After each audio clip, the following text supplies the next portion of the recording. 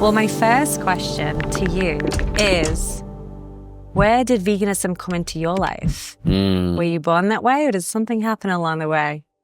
Yeah, nah, something definitely happened along the way. I didn't even know what a vegan was until I was probably in my 20s, or like maybe like 18, 19.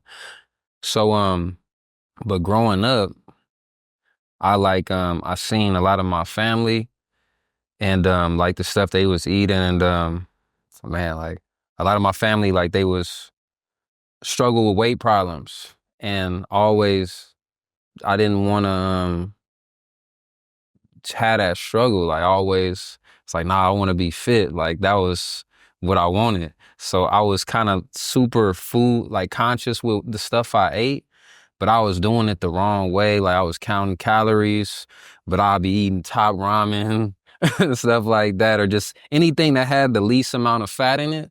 Right.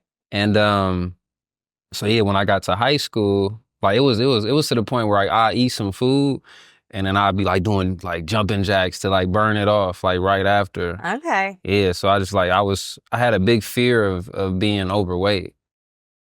So I guess that there were people in your family who kind of really instilled this fear in you, this fear of not being, I guess, healthy, mobile, having a full life, right? Yeah, family, and I love my family. I hope y'all don't take this personal, but yeah, like just family and just even people around me. I just was like I had a fear of being overweight, or I seen my dad. Like my dad was fit, but he had this gut because he'd be drinking beers. So I basically seen a lot of what I didn't want, and that instilled me to do what I wanted. So so yeah, when I got to college, yeah, I was like I'm counting the calories Yeah. and all that stuff, and then man, I met my homeboy. He was vegan, and I see him with a shirt off because we would work out, and he was super cut up, always had good energy. And I've always been a curious person. I just started asking him questions, and I remember I was about to perform. It was like 30 minutes before I had to go on for a set, and this is like this 2015, my senior year of college. And because that's when I started my journey. So he was just telling me about his experience, how he had more energy, and what it do to his body. And it just inspired me. And I was like, oh, I'm going cold turkey. But I didn't go vegan. I went vegetarian. Okay. Cold turkey. I went vegetarian for a year. I did that, and I was like, all right, man, I'm going back to fish. And then so then I went back to fish.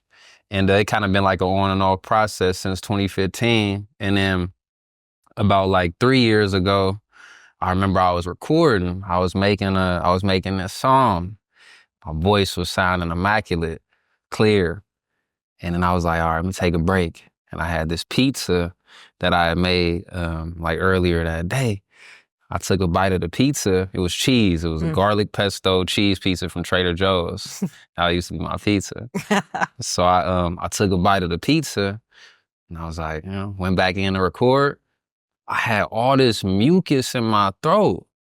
And I was like, I just got chills saying that. So I had all this mucus in my throat, you know what I'm saying? Self-awareness. And I was like, wow, I see what it's doing to me now. Cause like when you don't really see what it's doing to you, you just gonna keep doing it. You don't really know. Right. So when I seen that, I was like, wow. And after that, I was like, I'm going vegan. I'm cutting off cheese. Wow. And yeah, then I went vegan. And then along the process, the vegan process, I might have like some fish here and there. But then I was like, I just kind of got over that too. Yeah. And then I started learning more about what they do to the animals. And then that gave me compassion for the animals. Like, man, nah, I don't want to eat. I don't want to do that. You went all the way down the rabbit hole.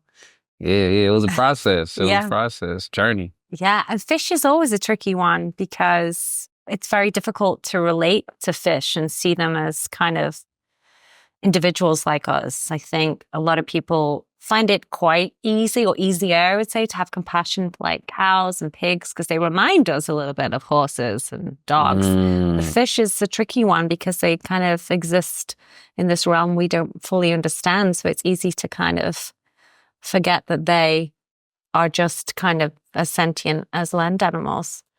That's a good point. That is a good point for sure.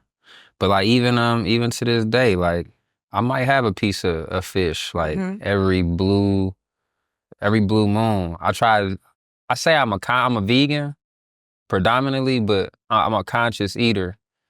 So, but if my body craving something that I feel like, oh, this don't do nothing bad to my body or make me feel bad, and I'm craving it, I'm like, oh yeah, I can have that. Yeah. It's a tricky one. Do you feel different any time you have fish? Is there any kind of, because I actually was a pescatarian for a long time, right? I stopped eating meat when I was about 10 or 11 years old, but I continued to eat fish for a long, long time. And that was mostly because, well, one, I didn't think that fish could suffer, but two, I felt that I needed some sort of animal protein that had been drilled into me by my parents. So they were like, okay, well, we'll support your vegetarianism, but you need to eat some fish or something. So I was like, all right, I'll eat fish. And then I did for like another 20 years. And that was definitely for me. A lot of people say cheese is the hardest one to give up. I would say fish, because I really couldn't find a connection to the individual as easily as I had been able to with the other animals. But a bit like yourself, the less I ate of it, the less I kind of craved it. So it got to a point where I would occasionally have fish and then be like, I didn't really enjoy it as much as I used to. That part. It's like it starts to like kind of niggle with you a little bit. Do you find that at all? Yeah, because I don't want to be a vegan to the point where I'm just doing it just, like to say I'm vegan. Right. You know, and I was like, I would fight with that sometimes. Like, can I have some fish? Like, no, I'm vegan. But it's like, nah, like my body want this. When I eat this, I feel fine. But yeah, it was just kind of like, oh, I don't even crave this no more. It don't do the same thing it used to do to me. Like, I'm cool. I'm good without it. Yeah. So I guess you're quite supportive when people are like, they say, oh, well, people always say, right, I could never be vegan. And I have to say, well, you don't have to be vegan.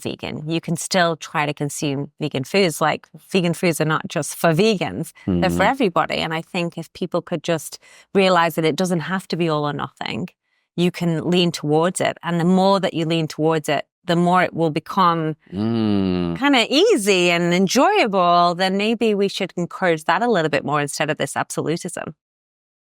I like that. I like that. Because even the word vegan, it's a lot of stuff that's vegan that might not be good for you. Like canola oil is vegan. Yeah. But French fries are vegan. French fries vegan. Are you? By the way, I love French fries. I love some good French fries. I mean, French fries are actually most vegans' best friend, because when there's nothing else to eat, there's French fries. Yeah. But see, like becoming vegan and just being on this health journey, like I can't just eat any regular French fries. Like I'll go to a restaurant and I ask them, like, what y'all cook, what kind of oil y'all use? Yeah. And they'd be like, canola. I was like, can y'all use olive? Like I've been places where they'd be like, yeah, we can use olive. Yeah. Because canola, I've felt what that does to my stomach too. Right. And there is this misconception that people think because it's vegan, it's automatically healthier, and that is not the case. As anyone knows that's kind of explored and followed like what their body is telling them, you'll know that, you know, a lot of vegan foods are healthy if they're whole food, plant-based, but a lot of it can be processed and unhealthy, just like animal-based foods. So is that kind of how your compass operates? It's kind of based on how you feel and... Yeah, I'm gonna tell you, how my compass... Sorry. That question one more time. Okay, sorry.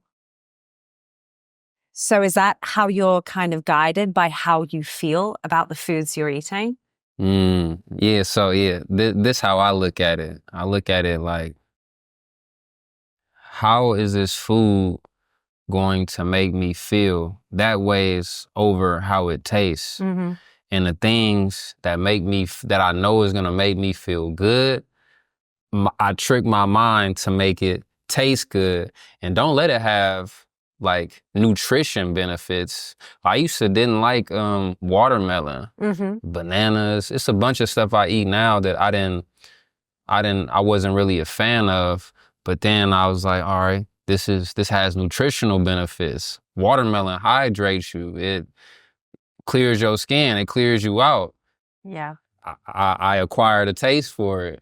Now I love watermelon. I got some watermelon in the fridge right now. Well, it is true. The more you kind of eat of something or embrace it, the more you actually tend to like it. People say to me all the time, I don't like a lot of fruit or veggies, so I couldn't be vegan. And I'm like, well, maybe you should just try them again, or try cooking them a different way, or maybe make sure you're buying something really fresh, because not all fruits are going to taste the same each time you purchase them. You know that. You can get some bad blueberries, you can get good blueberries, bad avocado, good avocado. But the more you try it, the more it's like, okay, actually, I'm getting a taste for this. Right.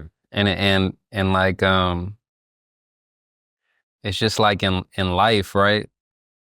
A lot of instant gratification, it's not even the things that bring instant gratification ain't usually good for you. So it's like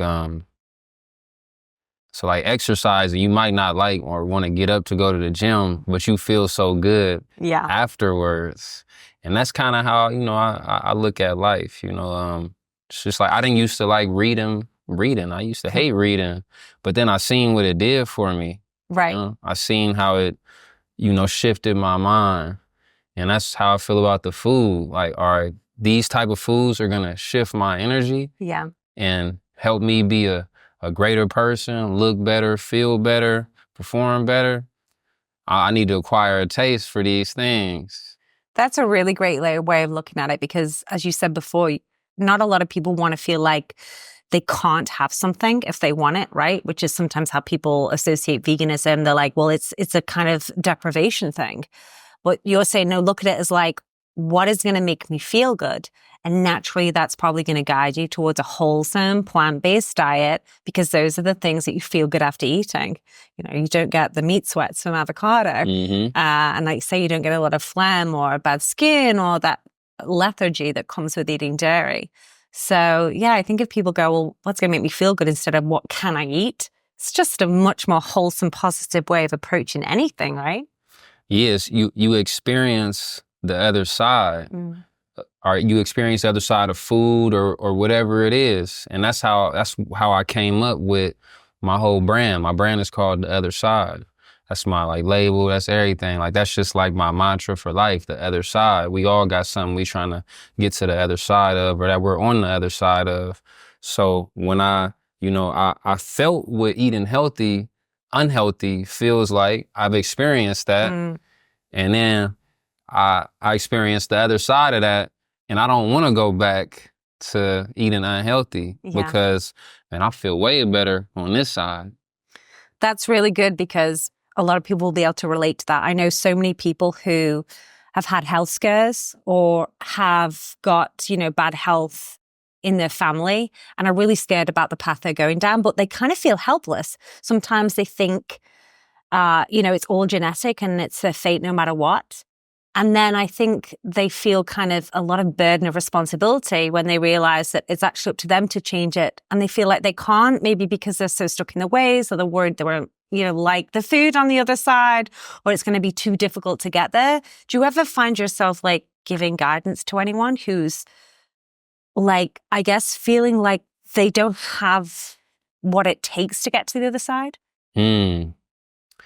Yeah, man, I think that's my whole purpose in life, is to inspire people that, you strong enough, you are powerful enough, like it's in you, like whatever you want to attain or do in life, like it's in you to do that. You got that power.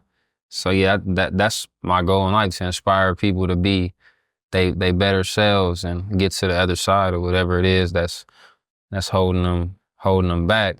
And in the same sense, I only want to give, I don't like just offer or bombard people with like information. I love this saying. It's they say when the student is ready, the teacher will show up. So whoever receptive to like what I got to offer, like I'm gonna embrace you. And if you're not, I don't judge you. I don't judge the way you eat. And maybe somebody else, you know, along your way gonna show you, you know, help you out. Well, I think that attitude is very approachable because nobody likes being preached to. Nobody, including myself. Yeah, I bet. Yeah. So let's touch upon your music a bit because, as I told you before, and I completely mean this, it's very therapeutic. It's very inspirational. And that's, I think, because you're telling it from this personal perspective. It's almost like you're sharing you're bearing your soul, you're sharing your life, and you're just hoping that the outcome of that might be that it touches somebody or someone else can relate to it and it will inspire them to be the person they want to be. Is that kind of what your objective has been? Or is that intentional? Or is that just the way your art comes out? Man, that's a good question. Man, I would say, it's all of the above. It's intentional. You know, you really through the music, I just have like conversations like with myself for real, and it goes into play. Like it's like it's so full circle because I used to feel so alone in everything that I was going through. And I wouldn't I didn't used to be this vulnerable or like share. But then when I started doing that, I noticed it started setting me free and it started setting the listener, the people free as well. Cause you know, they don't feel alone in it. They like, oh man, C5, like, bro, like you telling my story. Like that'd be like the greatest compliment to me. Like, you telling my story, man, you inspiring me, or your music made me cry. And it's like, oh, I touched something in you. You know, I moved you emotionally, and now you got more faith in whatever it is you facing. So yeah, it's just to inspire, man, and help the people keep going as well as myself. Yeah. Well, it does. And you recently, well, not recently, but not long ago, became a dad. Mm-hmm. How has that changed your life? Because it's, well, in my experience, a huge game changer when a child comes into the world. How what was the game changer for you? I mean, first of all, it became, I guess selfish isn't the right word, but before I had a child, it was all kind of like what I needed, what I wanted. And now it's very much like everything I do is about really trying to lead by example, but trying to create a better world for my child to grow up in. That's become really, really important for me. And better world than what you grew up in? Well, I guess I guess I had a good childhood, but it's not so much about that. I now feel responsible for, I guess, how flawed the world is and how I feel responsible for helping to create a better world with my child. So I guess what I'm worried about is, you know, more now than ever, things like climate change, things like, you know, environmental racism and factory farming and all these things that, you know, I want to create this beautiful world for my child. And I'm starting to see that the way we're going is not so beautiful. It's kind of a very consumerist world. We're all in it for ourselves, right? And I think that's generally everybody before they have a child. We're all about ourselves. And it's kind of opened me up to thinking, well, actually, it's not. It's about the future generations and what we can leave for them and what world we can create for them. So that I've kind of felt, well, at first I felt very stressed and anxious and responsible for making sure everything was perfect for her. Now I've kind of relaxed into it a little bit more. And I feel like it's just my duty to kind of show her the way and teach her to be conscious and kind and compassionate.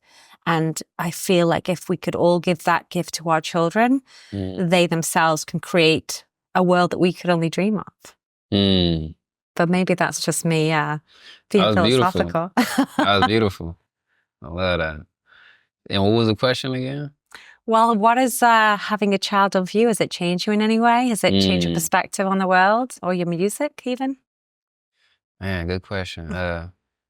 He definitely inspires my music a lot. I heard the song called Letter to My Son. I've heard that. It's beautiful. Thank you. And it's man, I basically just put in there like all the things I wish somebody would have told me. You know, like man, I wish I would have had a song like that to listen to. Like, man, my dad made this song to just how to like go and live through life.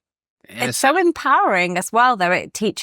You're teaching your son that he can be anyone he wants to be. And I fear that in the social media world we're growing up in, that children feel like this pressure to conform or perform or, I guess to follow societal norms. And I think what you were saying in that song and what I want to teach my child as well is like, you can be whoever you want to be and you shouldn't let anybody hold you back. And it's okay to be unique and to be kind and to be confident in yourself, right? Yeah, no, absolutely. Yeah, he's definitely influenced the music. I feel like I go into every song now. Like I'm thinking, man, he gonna hear this one day. So I want him to be able to take something from everything I put out or every interview. Every time I speak, I want it to be because he watching me. You know what I'm saying? He gonna watch these. He gonna watch this back. And he gonna hear this. I love you, son. And that's gonna be tight when he watching it. He gonna be, oh man, he gonna feel that energy. Yeah. And I also be thinking too, like, tomorrow not promised.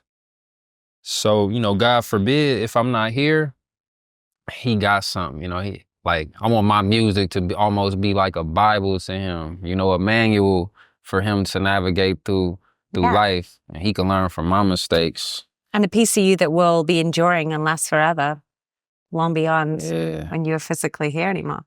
Exactly. So that's what I be thinking about. Like the whole "Enjoy the Journey" album, that's dedicated to him. The one with him on the cover. Mm-hmm. That's dedicated to him. And but yeah, I would say it's made me more just like I want to create, like what you said. I want to create the best possible environment and world for him, and give him as many resources that I can, and just guidance that I didn't have, for real. Cause I know like he gonna go through his journey. He gonna have his trials and his tribulations. Like it's no way around that. I just want him to be equipped for those, and just to know who he is for real. Like that's why I didn't name him after me. Like a lot of people were saying, name him a junior, name him a junior. I was like, nah, I want him to have his own identity and not think he gotta do what I did. Like, nah, you be Noah. Yeah. That's nice. Because a lot of parents, they just want their child to grow up in their own image, I guess. Nah, I don't want him to be like me. Like you could take the things from me that work for you, but and put it in your own in your own self, like that works for you. You know what I'm saying? And go be Noah, because nobody could be Noah. Like Noah could be Noah. And because nobody can be C5. Well, of course not now. Yeah. But what traits of yours do you hope that you will be able to pass on to him, or that he will take from you? Oh, good question. I would say accountability, be accountable, be responsible, be clean, take care of yourself, be healthy, be kind to others, be giving, be of service, and be gentle with yourself. Be gentle with yourself and be resilient. Be resilient, son. Yeah. I really what about you? I mean, resilient is I love that one. Be resilient, because you need that in this world. Like you said, you can't protect children from everything. You can't protect them from running around and busting their lip on the floor, and you can't protect them from the people that will be cruel to them in life, or the things that won't go their way, or the darkness in the world. It's always going to exist to some extent. But yeah, teaching them to be resilient, to not take any of that to heart, I think is really important. And then be kind to yourself. I mean, that's one I feel like I didn't get, but it's like so important to everybody, especially children, because we're all so self-critical. And as parents, we try to get everything right, and we need to give ourselves grace, right? Because it's tough just to exist in this world, let alone exist and take care of another human being at the same time. And I think as parents, we need to remember to give ourselves grace. And then if we can do that for ourselves, hopefully our children will learn that, they should be kind to themselves first as well. And then only then worry about others. Yeah, because we are learning as we go, right? Right, all the time. Yeah, like I feel like the world expect everybody to be emotionally intelligent, and all these things that we weren't really taught. We had to bump our heads and figure it out. Yeah. So yeah, I like that. And, I would say a man of God, and most importantly, just choose love. Choose love. Exercise that love muscle as much as you can. Sometimes you're gonna miss the mark, but just correct yourself. Accidents happen. Try not to make a mistake next time. So is Noah being raised as a little plant-based baby?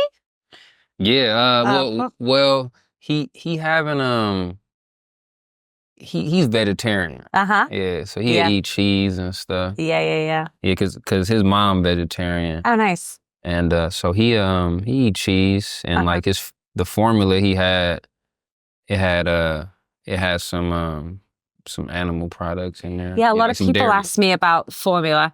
I was able to there's only one FDA approved plant-based formula on the market, actually. Mm-hmm. It's the Enfamil.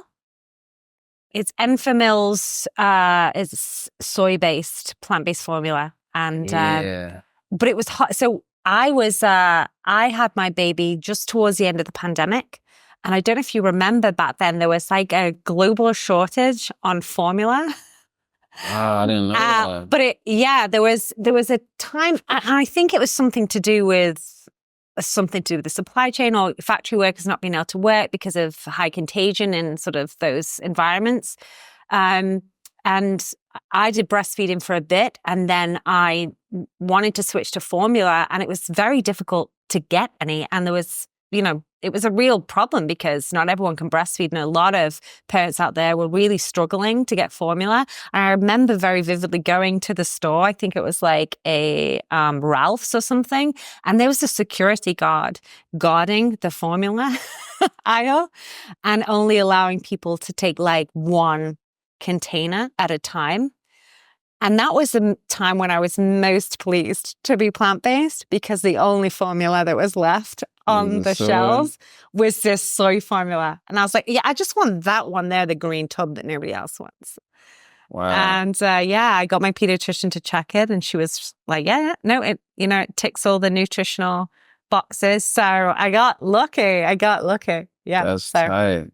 Yeah. That was in like 2022.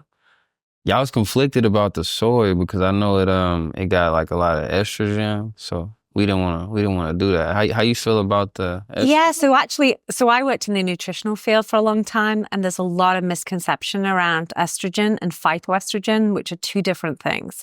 So phytoestrogen is the estrogen that comes from plants. It's plant estrogen, and regular estrogen is the stuff that comes in very high volumes in animal-based milk.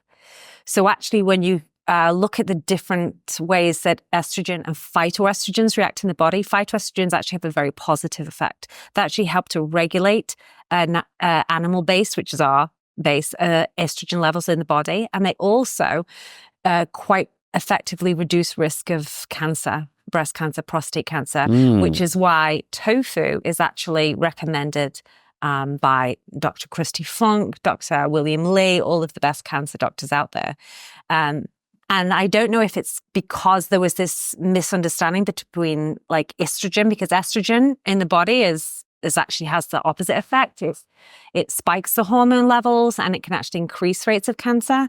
But estrogen that does that has to come from an animal. So it's actually cow's milk that has very high amounts of estrogen in it. And soy has phytoestrogen, which actually has the opposite, almost the opposite effect in the human body. And the two have either been confused, or perhaps, and this is always possible, the dairy industry has just shared some misinformation and it's become popular. But there's definitely something to explore, because I hear it a lot in the work that I do.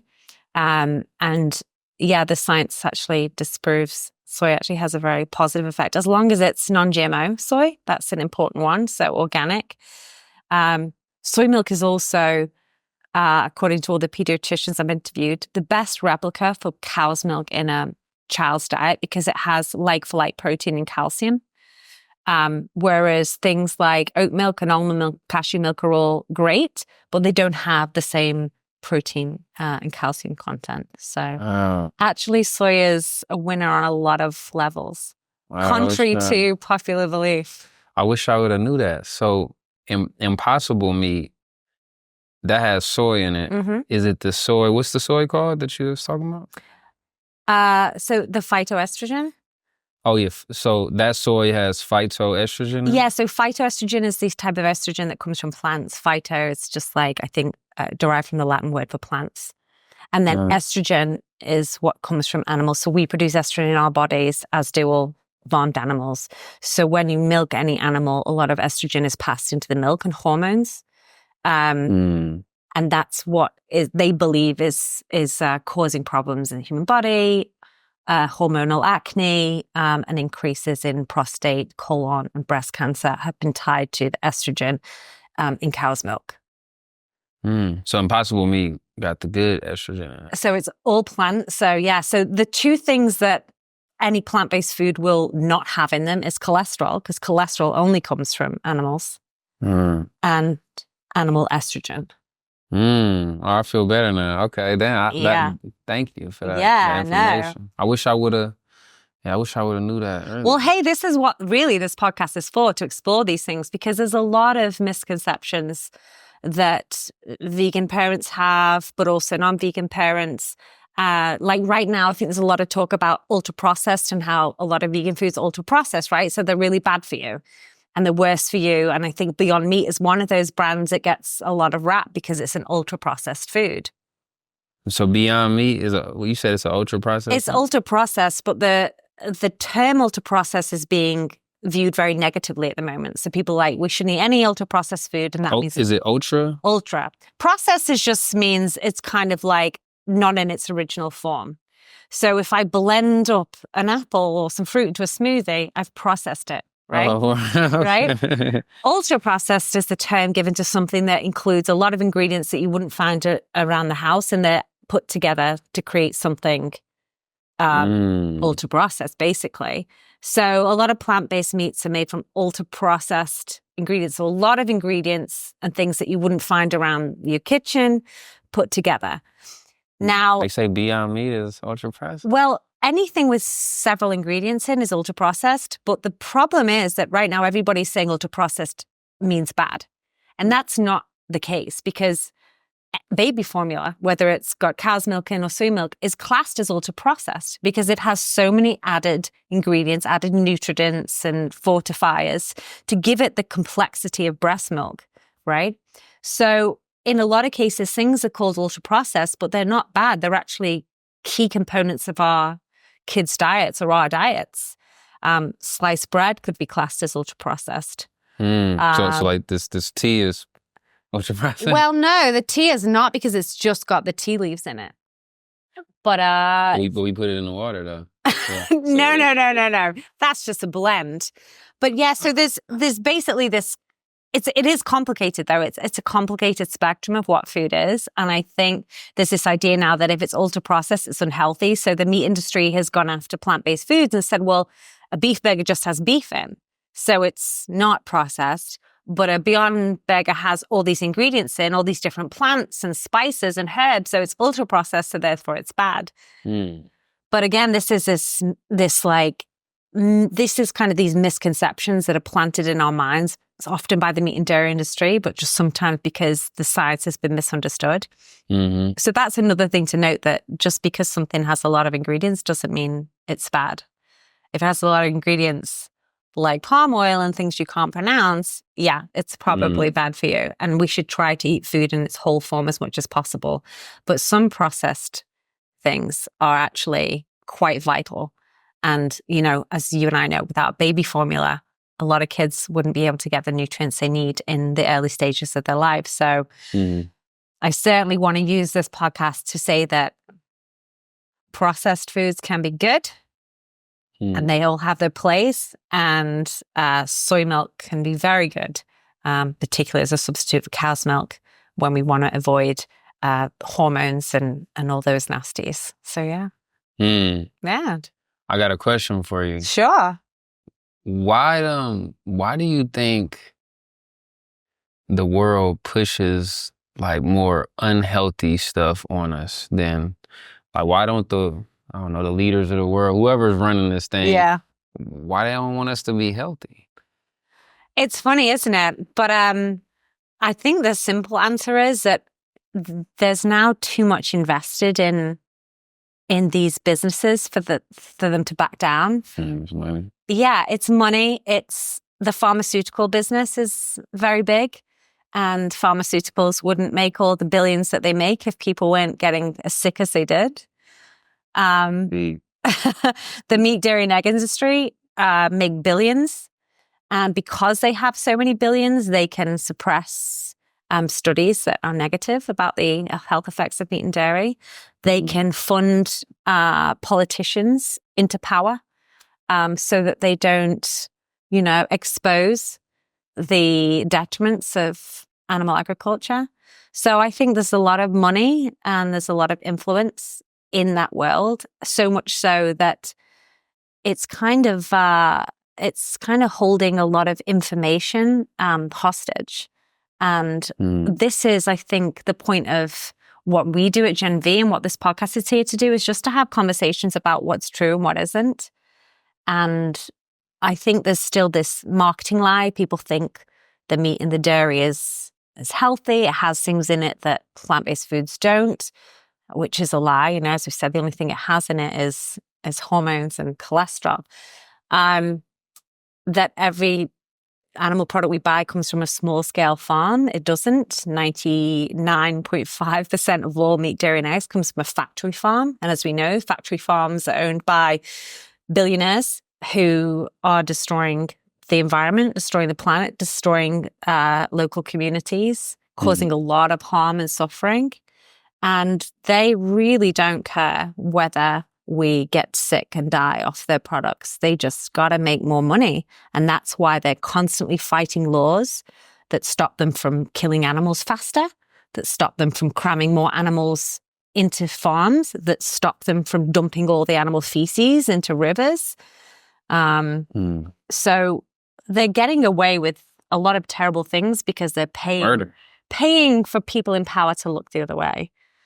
So it's a bit of a twisted situation we find ourselves in, and it's hard for the truth to get out when so much money is paying to keep the truth hidden. Wow, great answer. I agree. But yeah, complicated. And I think, you probably heard there's a lot of people now experiencing environmental racism as a result of factory farms. Yeah, what's environmental racism? So it tends to happen in low-income areas. And there's a lot of it going on in North Carolina, South Carolina, Tennessee, Texas. And it's when factory farms build a lot of their factories next to low-income communities that don't have the power to fight back.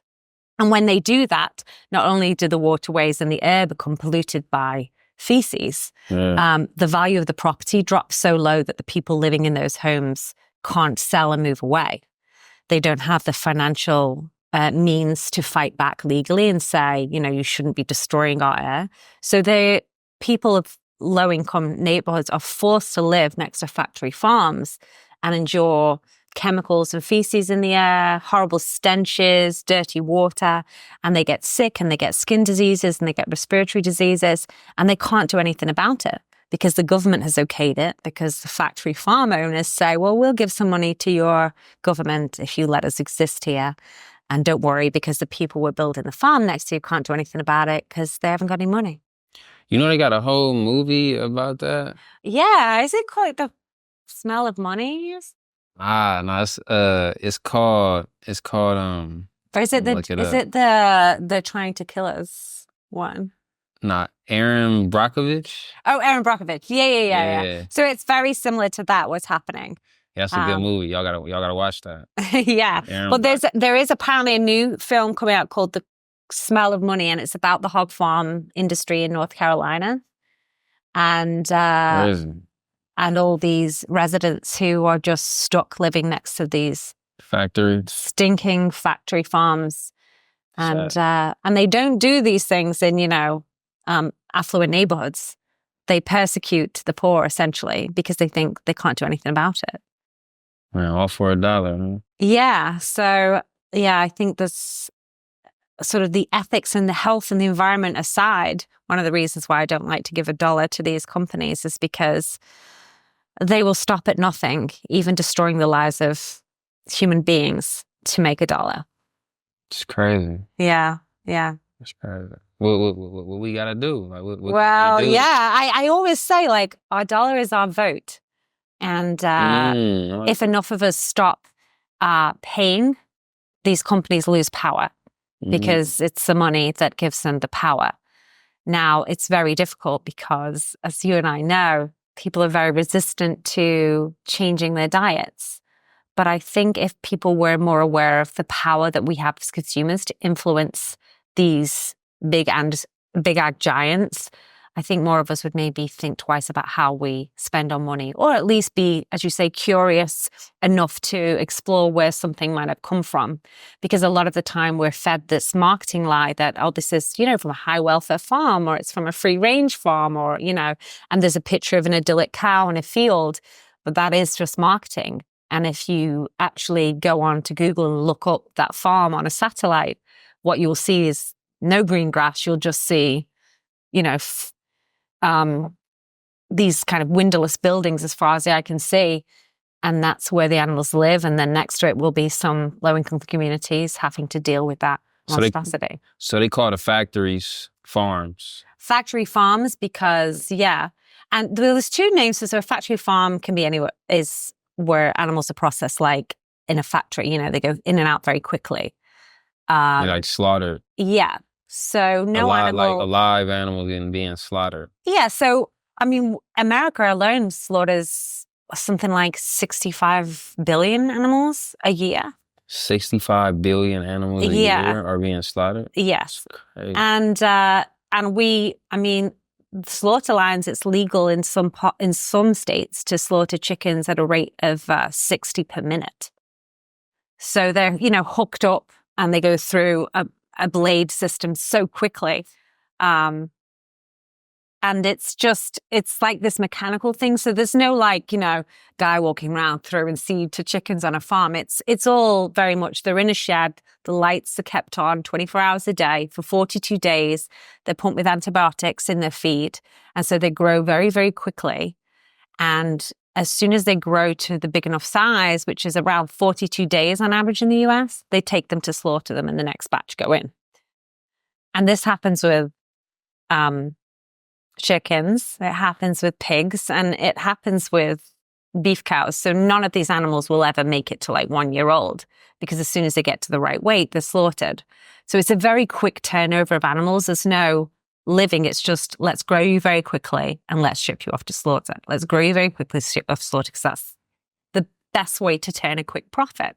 I wonder what the energy in a place like that. Yeah. So I read, I think it was in the New York Times the other day that about 40% of all people working in these slaughterhouses and factory farms are illegal immigrants. And the reason why they employ illegal immigrants is because they don't have to comply with labor laws if they do. So they're taking vulnerable people, they're making them do these god-awful jobs, and they don't have to pay them a minimum wage. They don't have to give them, breaks. They can treat them however they want, and they can hold them hostage with their passport and say, you need to do these 20-hour work days for us all week, or you won't get your passport back. So there's a lot of convicts in there, or people that have been threatened with prison time working in these farms, and they get a deal off the judge. This happens a lot in Oklahoma, is that if somebody commits a crime, they are said, well, you can either go to jail for 2 years, or you can go and work in this chicken farm for free for 1 year, and we'll, suspend your jail time. So there's a lot of very vulnerable and violent people forced to work in these spaces.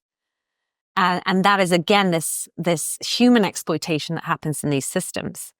And that is, unfortunately, across the dairy and egg industry too, because what we do with dairy cows is when a female dairy cow is born, we send her off to be impregnated, and we keep milking and impregnating and milking and impregnating the cow until she grows tired, which happens around 4 to 5 years of age. And then she's sent off to slaughter for cheap beef.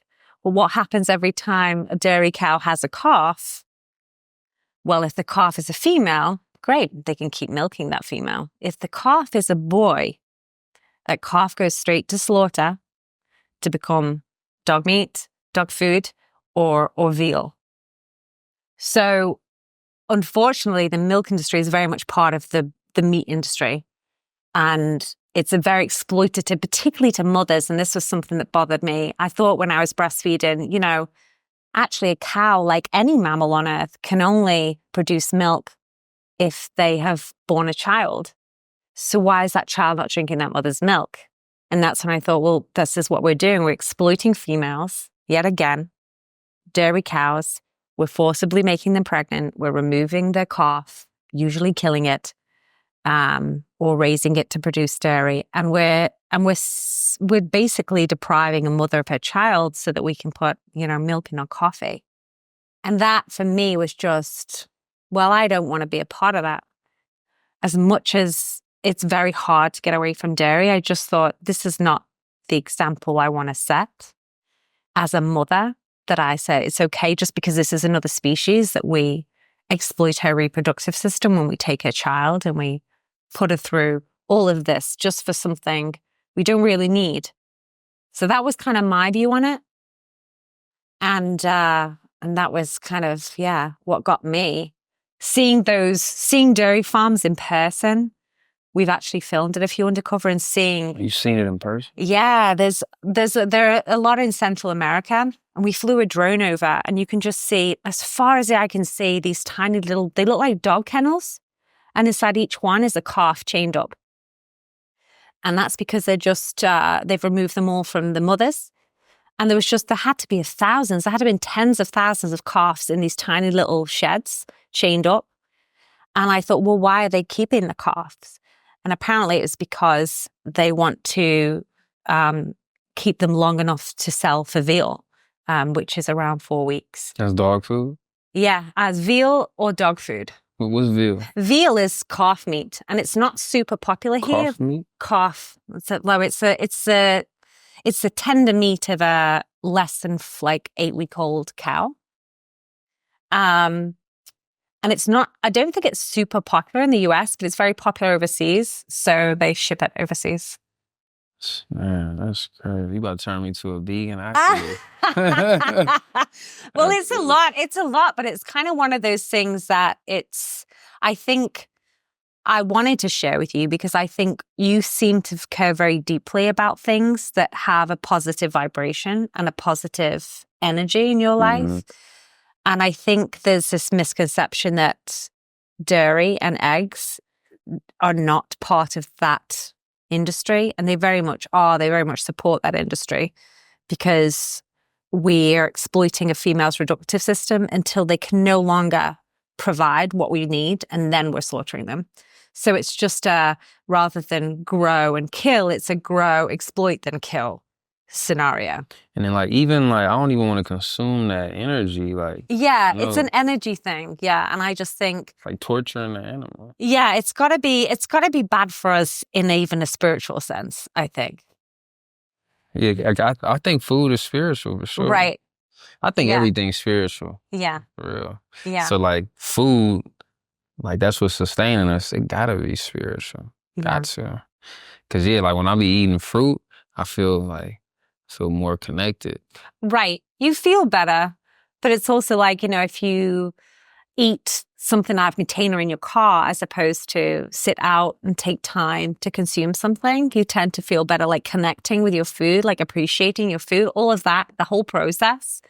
I think it's all part of that, isn't it? Thinking, where has this come from? How have I got it? Has anyone else or anything else been harmed for me to get this? And I think it's a good feeling to think, well, actually, there's always harm in the world, right? even if we pick an apple, we may have harmed an insect or stolen a piece of fruit from a mouse, right? I think there's always impacts just when we exist, but I think it's minimizing that impact, right? Minimizing the negative energy that we put into the world and trying to build the positive. Yeah, I look at it like this. I love this analogy. It's like, people drive cars. If your car take 91, you're not going to put 87 in there. Right. Or when you get your oil change, you ain't going to you ain't going to put no canola oil in there. You're going to go get your car serviced right. It's like, you should have that same respect for your body. This your engine. This was getting you around in the world. Like, this is much more important than a vehicle. You know what I'm saying? Like a external thing. So I look at it like that. Like, man, I'm gonna put the best of the best in here.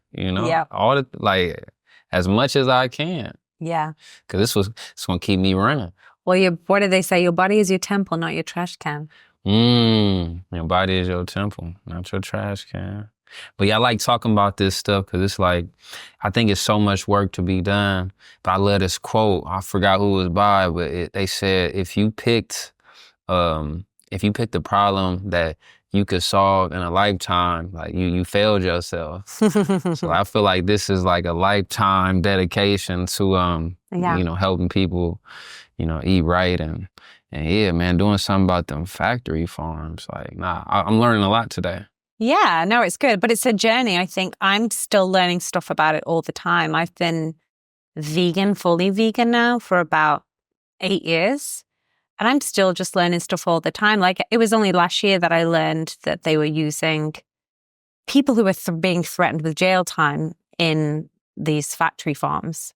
And we interviewed a guy who had lost part of his hand to machinery, and his parts of 2 of his fingers had been ripped off in a machine that he was hooking live chickens to go through the slaughter line. And the chickens are alive when they get... Yeah, they get shackled by the legs on like a very fast-moving conveyor belt, and they get dragged along a line with like a spinning, like a saw wheel. This reminds me of Chicken Run. Yeah, and they basically, like Chicken Run, but real. And it goes so fast that the people working the line and hooking up the chickens are, they're not concerned about the chicken, obviously. They're just trying to go as fast as they can. And a lot of injuries happen in these places. So he lost part of his finger, and they kind of wrapped him up and said, you need to get back on the line, back to work. And he was like, nah, I need to go to hospital. And they're like, nah, dude, it's not your day off. And if you leave this joint now, we will send you straight to prison. And he walked out, and they sent him to prison for 2 years. Inhumane, really? Yeah. And he fighting it? So he's part of a massive court case that's going to be taking place in Oklahoma next year. There's hundreds of individuals who are trying to sue the chicken farms in Oklahoma for basically slave labor. Yes, that's what it is. Yeah. It's crazy. So I always say to people, whether or not you want to be vegan, like, you have to be careful what your dollars are funding, because they might not just be funding animal suffering. They may be funding slave labor. They may be funding exploitation of the vulnerable. They may be funding environmental racism and pollution. There's so much bad stuff that factory farming is responsible for. And unfortunately, unlike 50 years ago, today, that's where pretty much all of our meat, dairy, and eggs comes from, are these places that prioritize profit before people, before animals, before the environment. Before people is crazy. Yeah. You inspire me. Like, I want to make a song about that. Yeah, you should. Yeah, because people need to know. I think like a lot of people just don't know. That's true. And I think that's what it is. There's just a lack of awareness. It's well hidden. They pay a lot to hide these places. You don't see pigs going to the slaughterhouse in the day. It all happens at night, because it will put people off their bacon, to see piglets going into a slaughterhouse. So I think, it's hidden. And I think we have to be curious and do our own research. It only takes a little bit of time on YouTube or Google to find out how many factory farms are in America, how much wildlife has been killed to make space for these factory farms, how many people, are suffering because of them, how many animals are suffering. There's a great website called animalclock.org. Animal clock? Yeah. And it has a counting clock of how many animals have been killed in the country you're in since the start of the year. Animalclock.com? Animalclock.org, I think. Animal clock. But yeah, it's pretty, it's a kind of a live counter of the animal deaths. And it blows my mind because apparently if we killed humans at the same rate we kill animals, we would wipe out the entire global population in 8 days. Wow, so there's more animals than there is humans. Yeah, because if you think there's more farmed animals, there's more farmed animals or more chickens on this planet than there are human beings just in like California. Oh, wow. So there's, what was I going to say? But yeah, we eat a huge amount of animals. So it's not like each human being is eating an animal a year. You think if somebody goes in and has a bucket of 20 chicken wings, how many animals is that? So we're consuming very high amounts. I'll never look at a bucket of chicken wings the same. Yeah. It's quite sad when you think of it that way. So it's a huge amount of animal products that we're eating because without realizing it, there's a lot of animal products mixed into stuff. And actually a third of all the animals killed go to pets, cats and dogs. So it's a big industry and it has a huge impact. And it also takes up a lot of land. So what a lot of people don't know is that 75% of all farmland is used to raise animals because we have to create huge fields of crops to feed to these animals, right? But they only provide like 1/5 of our calories. So it's a huge amount of land for just a small portion of the food that we produce in the world. On the other 25% of farmland, we produce the other 80% of our calories, which are plant foods. So a scientist recently calculated that if America went plant-based tomorrow, we'd be able to feed on the same amount of land that we farm today, an additional 350 million people.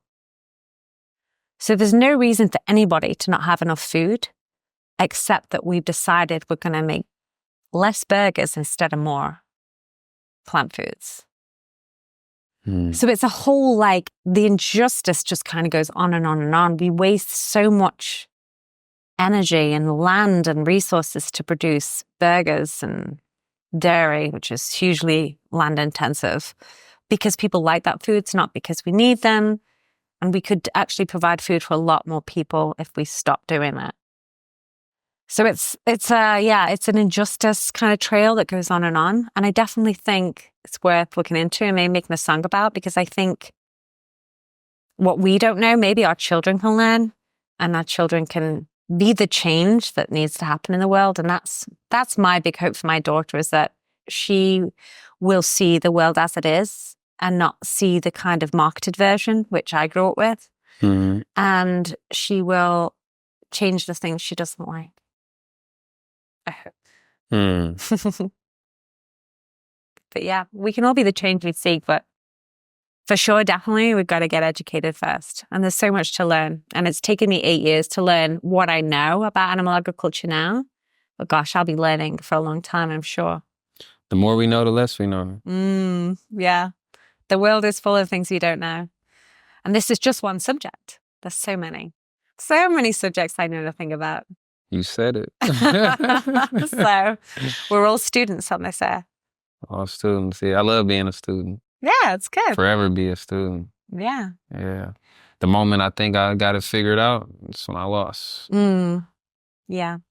So if you could give one, or I guess I was going to say give one gift to your child, but what is your hope, I guess, for Noah in the future? What sort of world do you hope that he inherits from our generation? Good question. Nobody ever asked me that.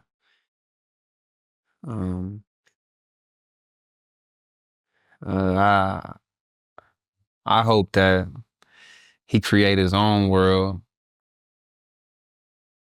that that worked for him. Mm-hmm. Yep.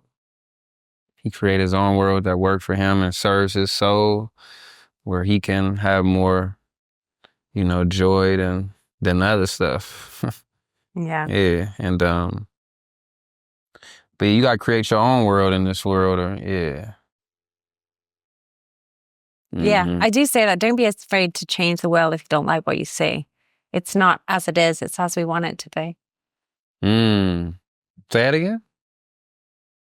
Oh gosh. If I can. What is it?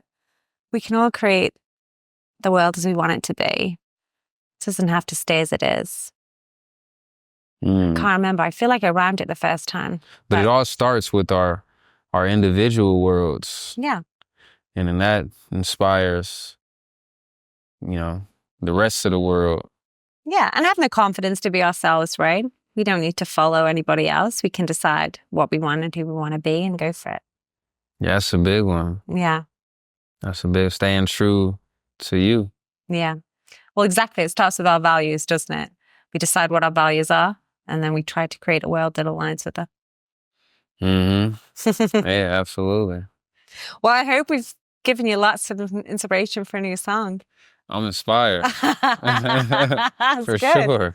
That's good. Well, this was beautiful. Yeah. Thank you. No, for thank having you. me. I've really enjoyed the discussion. Yeah. And I hope we can both create a great world for our children to grow up in. How old's Noah? Yeah. He's 11 months. Wow. He'll be 1 on October 16th. So in a month. He's so fresh. Yeah. Well, early happy birthday to Noah. Thank you. And I hope he grows in all the ways he wants to. Thank you for that. And what was your daughter's name? Scarlett. Scarlett. Yeah. Beautiful name. Thank you. Yeah, same to her. Thank you. Sending her love and your whole family love and peace and happiness and a lot of good vegan food. That's for sure. That's always a big part of it. So. Thank you.